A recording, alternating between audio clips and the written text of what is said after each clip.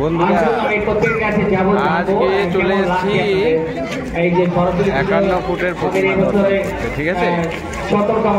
এই যে 51 ফুটের প্রতিমা, যার জন্য আজ সকাল থেকে আমার পরিবারে সংসারে অশান্তির কারণ। এই অশান্তির কারণ হচ্ছে এই 51 ফুটের প্রতিমা, ঠিক আছে?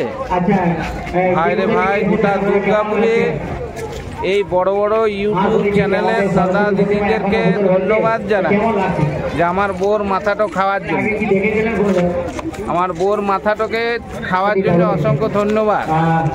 আমার আসার ইচ্ছা ছিল না, মা সরস্বতী আমার ওইটাই মেন কর্ম, টিউশন সবাইকে শিক্ষা দিই, ওটা আমার প্রধান দেবী বলতে গেলে।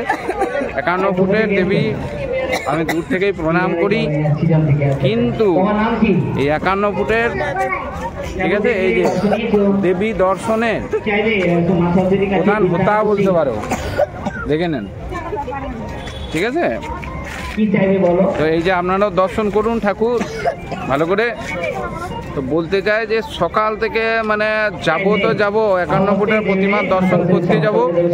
ধন্যবাদ বড় বড় আমাদের দুর্গাপুরের ইউটিউব দাদা দিদি যারা রয়েছেন, আমার বোর মাথাটা খাওয়ার জন্য ধন্যবাদ, ঠিক আছে? কোথা থেকে ফেসবুকে দেখেছে না ইউটিউবে দেখেছে, যাই হোক দুর্গাপুরে হোতায় 51 ফুটের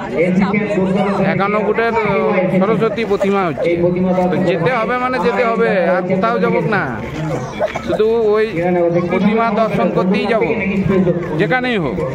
তা না খাওয়ালেও চলবে, কিন্তু ঠাকুরটাকে দেখতে হবে, ঠিক আছে?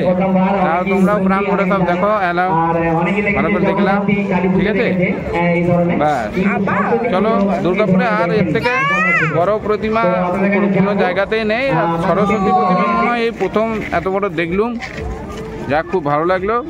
হ্যাঁ, শিল্পীকে কুর্নিশ জানাই, ক্লাব কর্তৃপক্ষকে কুর্নিশ জানাই, আর অসংখ্য কুর্নিশ জানাই আমাদের দুর্গাপুরের বড় বড় ইউটিউবার চ্যানেলগুলোকে।